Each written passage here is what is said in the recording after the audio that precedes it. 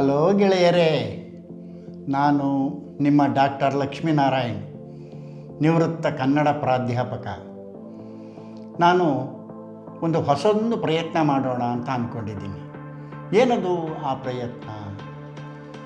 ನೋಡಿ, ನಾನು ನನ್ನ ಜೀವನದಲ್ಲಿ ಅನುಭವಿಸಿದ ಅನುಭವಗಳು, ಗ್ರಂಥಗಳನ್ನು ಓದಿ ಪಡ್ಕೊಂಡಿರುವಂಥ ಗ್ರಂಥಾನುಭವ, ಲೋಕವನ್ನು ನನ್ನದೇ ದೃಷ್ಟಿಕೋನದಲ್ಲಿ ನೋಡಿ ತಿಳ್ಕೊಂಡಿರುವಂಥ ಲೋಕಾನುಭವ, ಜೊತೆಗೆ ನಾನೇ ಜೀವನದಲ್ಲಿ ಅನುಭವಿಸಿರುವಂಥ ಸ್ವಂತ ಅನುಭವ, ಈ ಎಲ್ಲ ಅನುಭವಗಳನ್ನು ಇವತ್ತು ನಿಮ್ಮ ಮುಂದೆ ಹಂಚ್ಕೊಳ್ಳೋಣ ಅನ್ನೋ ಮನಸ್ಸು ನನಗೆ ಬಂದಿದೆ. ಅದು ಹೆಂಗೆ ಹಂಚ್ಕೋಬೇಕು? ಸೋಷಿಯಲ್ ಮೀಡಿಯಾದಲ್ಲಿ ಯೂಟ್ಯೂಬ್ ಮೂಲಕನೇ ಹಂಚ್ಕೋಬೇಕು. ಆ ಒಂದು ಯೂಟ್ಯೂಬ್ ಚಾನಲನ್ನು ಈಗ ನಾನು ಪ್ರಾರಂಭಿಸಬೇಕು ಅಂತ ಇದ್ದೀನಿ. ಯಾಕೆ ಅಂತಂದರೆ, ಇವತ್ತಿನ ದಿನದಲ್ಲಿ ಅನುಭವಗಳು ಕಡಿಮೆ ಇದ್ದು ಆ ಅನುಭವಗಳನ್ನು ಪಡ್ಕೊಳ್ಳೋದಕ್ಕೆ ಸಮಯ ಇಲ್ಲದೆ ನಾನಾ ರೀತಿಯ ಗೊಂದಲೆಗೆ ಒಳಗಾಗ್ತಾ ಇರುವಂಥ ಕುಟುಂಬಗಳು 90% ಇದೆ. 99% ಹಿರಿಯರಿಲ್ಲದ ಕುಟುಂಬಗಳೇ ಜಾಸ್ತಿ ಇದ್ದಾವೆ. ಓದಿ ತಿಳ್ಕೊಳ್ಳೋಕ್ಕೆ ಪುರ್ಸೊತ್ತಿಲ್ಲ, ಸೂಕ್ಷ್ಮವಾಗಿ ಗಮನಿಸಿ ತಿಳ್ಕೊಳ್ಳೋಕ್ಕೆ ಟೈಮ್ ಇಲ್ಲ. ಎಲ್ಲ ಈ ತರಾತುರಿಯ ಆಧುನಿಕ ಯುಗದ ಈ ಓಟದಲ್ಲಿ ಬಹುಶಃ ತಮ್ಮನ್ನು ತಾವು ಅರ್ಥೈಸ್ಕೊಳ್ಳೋದೇ ಬಹಳ ಕಷ್ಟ ಆಗಿದೆ. ಹಾಗಾಗಿ ನನ್ನ ಅನುಭವಗಳನ್ನು ನಿಮ್ಮೊಂದಿಗೆ ಹಂಚಿಕೊಂಡ್ರೆ ನಿಮಗೆ ಅದರಿಂದ ಏನಾದರೂ ಪ್ರಯೋಜನ ಆದರೆ ಬಹುಶಃ ಅದು ನನ್ನ ಈ ವೃತ್ತಿಗೆ, ನನ್ನ ಮನಸ್ಸಿಗೆ ಸ್ವಲ್ಪ ಸಮಾಧಾನವಾಗುತ್ತೆ ಅನ್ನೋ ಭಾವನೆ ಅಷ್ಟೇ. ಇಲ್ಲಿ ನನ್ನದು ಯಾವುದೇ ಬೇರೆ ಉದ್ದೇಶಗಳು ಖಂಡಿತ ಇಲ್ಲ. ನಾನು ಕೇವಲ ಸಮಾಜಮುಖಿಯಾಗಿ ಯೋಚನೆ ಮಾಡಬೇಕು, ನಾನು ತಿಳಿದಿದ್ದನ್ನು, ನನಗೆ ಗೊತ್ತಿರೋದನ್ನು ತಿಳಿಸಬೇಕು ಅನ್ನೋ ಭಾವನೆ ಅಷ್ಟೇ ನನ್ನಲ್ಲಿರುವಂಥದ್ದು. ಹಾಗಾಗಿ ಸಾಹಿತ್ಯಕ್ಕೆ ಸಂಬಂಧಪಟ್ಟ ವಿಚಾರ, ಸಮಾಜಕ್ಕೆ ಸಂಬಂಧಪಟ್ಟ ವಿಚಾರ, ಜೀವನಕ್ಕೆ ಸಂಬಂಧಪಟ್ಟ ವಿಚಾರ, ಬದುಕಿನಲ್ಲಿ ಕಂಡ ಅನುಭವಗಳು, ನನ್ನ ಜ್ಞಾನಕ್ಕೆ ನಿಲುಕಿದಂಥ ವಿಚಾರಗಳು, ನೀತಿಗಳು, ಮೌಲ್ಯಗಳು. ಯಾಕೆ ಅಂತಂದರೆ, ನಾವು ಇವತ್ತು ಸಂಪಾದನೆ ಮಾಡ್ತೇವೆ. ಇವತ್ತು ಏನಾಗಿದೆ, ನಮಗೆ ಜೀವನಕ್ಕೆ ಎಷ್ಟು ಬೇಕೋ ಅಷ್ಟು ಸಂಪಾದನೆ ಮಾಡುವಂಥದ್ದಿದೆ. ಮಾಡಿರುವಂತಹ ಸಂಪಾದನೆ ಬರೀ ಧನ ಸಂಪಾದನೆ. ಹಾಗಾದರೆ ನಾವು ಇನ್ನೂ ಏನೇನು ಸಂಪಾದನೆ ಮಾಡಬೇಕು? ನಮ್ಮ ನೆಮ್ಮದಿಗೆ ಬೇಕಾಗಿರುವಂಥದ್ದು ಬಹಳಷ್ಟು ಸಂಪಾದನೆಗಳಿದ್ದಾವೆ. ಇವತ್ತು ಹಣ ಇದೆ, ಬೇರೆದೇನೂ ಇಲ್ಲ. ನಿಜವಾದ ಸ್ನೇಹ ಇಲ್ಲ, ನಿಜವಾದ ಪ್ರೀತಿ ಇಲ್ಲ, ನೆಮ್ಮದಿ ಇಲ್ಲ, ತಾಳ್ಮೆ ಇಲ್ಲ, ಸಮಾಧಾನ ಇಲ್ಲ, ಮನಸ್ಸಿಗೆ ಶಾಂತಿ ಇಲ್ಲ. ಎಲ್ಲ ಇದೆ, ಏನೂ ಇಲ್ಲ. ಈ ಥರದ ಜೀವನ ನಮಗಾಗಿದೆ. ಈಗ ಒಂದು ಮನೆಯಲ್ಲಿ ಗಂಡ ಹೆಂಡತಿ ಯೌವನದ ಆ ದಂಪತಿಗಳು ಮದುವೆಯಾಗಿ ಬಂದಿರ್ತಾರೆ. ಪಾಪ ಹುಡುಗಿನೂ ತುಂಬ ಒಳ್ಳೆಯವಳೆ, ಹುಡುಗನೂ ತುಂಬ ಒಳ್ಳೆಯವನೇ. ಆದರೆ ಅವರಿಬ್ಬರ ನಡುವೆ ಒಂದು ಈಗೋ ಇರುತ್ತೆ. ಆ ಈಗೋನ ಸರಿ ಮಾಡೋದಕ್ಕೆ ಮನೆಯಲ್ಲಿ ಒಬ್ಬರು ಹಿರಿಯರಿದ್ದರೆ, ಹಂಗಲ್ಲ ಕಣಪ್ಪ, ಹಿಂಗೆ ಕಣಮ್ಮ, ಹಿಂಗಿರಬಾರ್ದಮ್ಮ, ಹಾಗಿರ್ಬೇಕಮ್ಮ ಅಂತೇಳಿ ಒಂದು ಮಾರ್ಗದರ್ಶನ ಮಾಡ್ತಾಯಿದ್ರು. ಇವತ್ತೇನಾಗಿದೆ, ಇಬ್ಬರೂ ಕೂಡ ಯಾವುದೋ ಸಣ್ಣ ವಿಚಾರಕ್ಕೆ, ಒಂದು ಉದಾಹರಣೆ ಅಷ್ಟೇ ನಾನು ಹೇಳ್ತಾ ಇರೋದು, ಸಣ್ಣ ವಿಚಾರಕ್ಕೆ ಸಾಕಷ್ಟು ಸಮಸ್ಯೆಗಳನ್ನ ಮಾಡ್ಕೊಂಡು ಬಿಡ್ತಾರೆ. ಹುಡುಗಂದು ನಂದು ತಪ್ಪು ಅಂತ ಹುಡುಗಂಗೂ ಗೊತ್ತಿರುತ್ತೆ, ಆ ಹುಡುಗಿಗೂ ಕೂಡ ಹೆಂಡತಿ ಆದವಳಿಗೂ ಗೊತ್ತಿರುತ್ತೆ. ಆದರೆ ನಾನು ತಲೆ ತಗ್ಗಿಸ್ಬಾರ್ದು. ನಾನೇನಾದ್ರು ಫಸ್ಟ್ ಹೋಗಿ ಮಾತಾಡಿಸ್ಬಿಟ್ರೆ ನನ್ನ ಗೌರವಕ್ಕೆ ಕಡಿಮೆ. ನಾಳೆಯಿಂದ ಮತ್ತೆ ಅದೇ ಸ್ಟಾರ್ಟ್ ಮಾಡ್ತಾನೆ, ನಾಳೆ ಕ್ಷಮೆ ಕೇಳಲಿ ಅಂತ ಹೇಳ್ತಾನೆ, ಅಥವಾ ಇವನೇ ಕ್ಷಮೆ ಕೇಳಬೇಕು ಇವನು ನನ್ನ ಹತ್ರ. ಈ ಭಾವನೆಗಳು ಸ್ವಲ್ಪ ಇದೆ, ಹುಡುಗ ಬುದ್ಧಿ ಅಲ್ವಾ?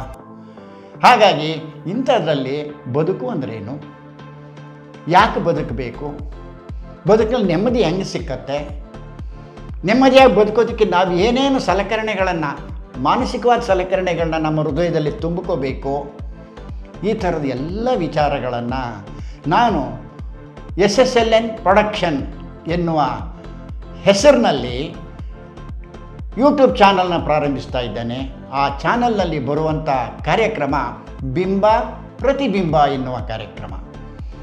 ಬಿಂಬ ಪ್ರತಿಬಿಂಬ, ನಮ್ಮ ಜೀವನವೇ ಬಿಂಬ, ನಮ್ಮ ಬದುಕೇ ಅದಕ್ಕೆ ಪ್ರತಿಬಿಂಬ. ಹೀಗೆ ನಮ್ಮನ್ನು ನಮಗೆ ಪರಿಚಯ ಮಾಡಿಸ್ಕೊಳ್ಳೋದು, ನನಗೆ ನಾನೇ ಪರಿಚಯ ಮಾಡಿಕೊಳ್ಳೋದು. ಆ ಪರಿಚಯದ ಮೂಲಕ ನನ್ನ ಜೊತೆ ನಾನು ಮಾತಾಡ್ದಂಗೆ. ಇವತ್ತಿನ ದಿನ ಏನಾಗಿದೆ, ನಾವು ಜಗತ್ತಿನ ಎಲ್ಲ ವಿಚಾರನೂ ಮಾತಾಡ್ತೀವಿ. ಗೆಳೆಯರ ಬಗ್ಗೆ ಮಾತಾಡ್ತೀವಿ, ರಾಜಕೀಯದ ಬಗ್ಗೆ ಮಾತಾಡ್ತೀವಿ, ಅವ್ರು ಸರಿ ಇಲ್ಲ ಅಂತೀವಿ, ಇವ್ರು ಸರಿ ಇಲ್ಲ ಅಂತೀವಿ, ಎಲ್ಲರ ಬಗ್ಗೆನೂ ಮಾತಾಡ್ತೀವಿ, ಅವ್ರ ಬಗ್ಗೆ ಬೇಜಾರು ಮಾಡ್ಕೊತೀವಿ, ಸಂತೋಷನೂ ಪಡ್ತೀವಿ. ಆದರೆ ನಮ್ಮ ಜೊತೆನೇ ನಾವು ಮಾತಾಡ್ಕೊಂಡಿಲ್ಲ ಕಣ್ರಿ, ಅಲ್ವಾ? ಹೌದು, ನಾನು ಇಷ್ಟು ದುಡಿತಾ ಇದ್ದೀನಿ, ಅದನ್ನು ಹೆಂಗೆ ಅನುಭವಿಸ್ತಾ ಇದ್ದೀನಿ? ಇಷ್ಟು ಜನ ಸ್ನೇಹಿತರು ಇದ್ದಾರೆ, ಅವ್ರನ್ನ ಹೇಗೆ ನಾನು ಒಪ್ಕೋಬೇಕು? ನನ್ನ ಕುಟುಂಬವನ್ನು ನಾನು ಹೇಗೆ ರಕ್ಷಣೆ ಮಾಡ್ಕೋಬೇಕು? ಕುಟುಂಬದಲ್ಲಿರೋ ಸಮಸ್ಯೆಗಳನ್ನ ನಾನು ಹೇಗೆ ಬಿಡಿಸ್ಬೇಕು? ನನಗೆ ತಾಳ್ಮೆ ಮುಖ್ಯನಾ, ಕೋಪ ಮುಖ್ಯನಾ? ಜೀವನಕ್ಕೆ ಯಾವುದು ಮುಖ್ಯ? ಬರೀ ಹಣ ಒಂದೇನಾ, ಅಥವಾ ಬರೀ ಸಂಪತ್ತೇ ಒಂದೇನಾ, ಬರೀ ಅಧಿಕಾರ ಒಂದೇನಾ? ಸಂಪತ್ತು, ಅಧಿಕಾರ ಫೌಂಡೇಶನ್ನು. ಇನ್ನು ನೆಮ್ಮದಿ, ತಾಳ್ಮೆ, ಶಾಂತಿ, ಸಮಾಧಾನ, ಪ್ರೀತಿ, ಸಂಭ್ರಮ ಇದಿದೆಯಲ್ಲ, ಅದೇ ಕಣ್ರಿ ಬಿಲ್ಡಿಂಗು. ನಾವು ಬರೀ ಫೌಂಡೇಶನ್ನೇ ಇಟ್ಕೊಂಡು ಭೂಕಂಪ ಮಾಡ್ಕೊಂಬಿಟ್ರೆ ಬಿಲ್ಡಿಂಗ್ ಬಿದ್ದೋಗುತ್ತೆ ಕಣ್ರಿ. ಹಾಗಾಗಿ ಈ ದೇಹಕ್ಕೆ ಮತ್ತು ಮನಸ್ಸಿಗೆ ಎರಡಕ್ಕೂ ಬೇಕಾಗುವಂಥ ಹಲವಾರು ವಿಚಾರಗಳನ್ನು ನನ್ನ ಈ ಬಿಂಬ ಪ್ರತಿಬಿಂಬ ಎನ್ನುವ ಈ ಕಾರ್ಯಕ್ರಮದಲ್ಲಿ ನಿಮ್ಮೊಂದಿಗೆ ನಾನು ಹಂಚಿಕೊಳ್ತಾ ಇದ್ದೀನಿ.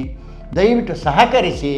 ನನ್ನ ಈ ಮಾತಿನಿಂದ ಏನಾದರೂ ಒಂದು ಸ್ವಲ್ಪ ಹೌದಲ್ಲ ಅಂತ ನಿಮ್ಮ ಮನಸ್ಸಿಗೆ ಏನಾದರೂ ಅನಿಸಿದರೆ ನನ್ನ ಪ್ರಯತ್ನ ಸಾರ್ಥಕ, ನನ್ನ ಅನುಭವದ ವಿಚಾರಕ್ಕೆ ಗೌರವ ಬರ್ತದೆ ಕಣ್ರಿ.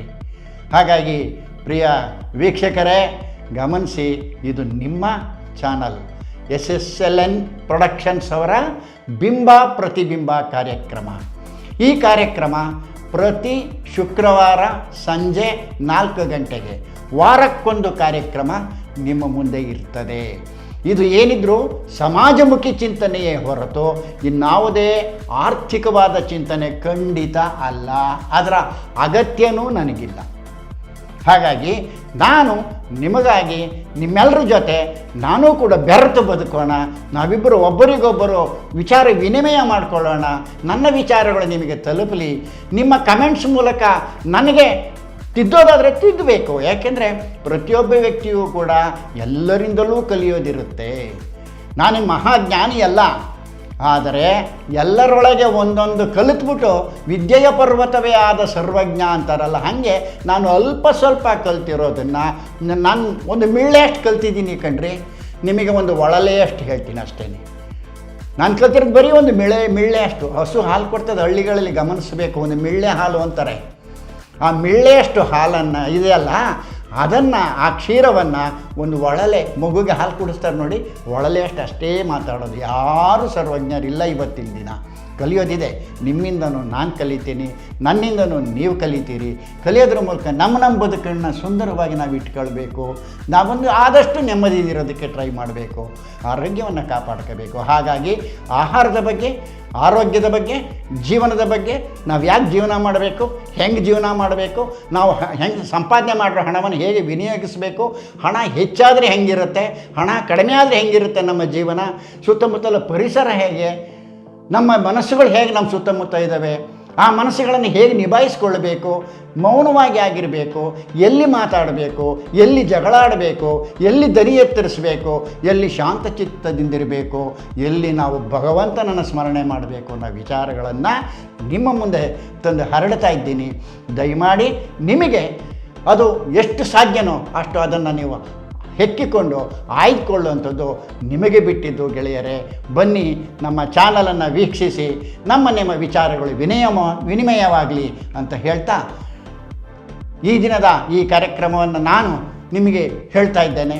ಮುಂದಿನ ವಾರದಿಂದ ನಿಮಗೆ ರೆಗ್ಯುಲರ್ ಆಗಿ ಕಾರ್ಯಕ್ರಮಗಳು ನಿಮಗೆ ತಲುಪ್ತವೆ ಅಂತ ಹೇಳ್ತಾ ನನ್ನ 2 ಮಾತನ್ನು ಮುಗಿಸ್ತಾ ಇದ್ದೇನೆ. ನಮಸ್ಕಾರ ಗೆಳೆಯರೇ.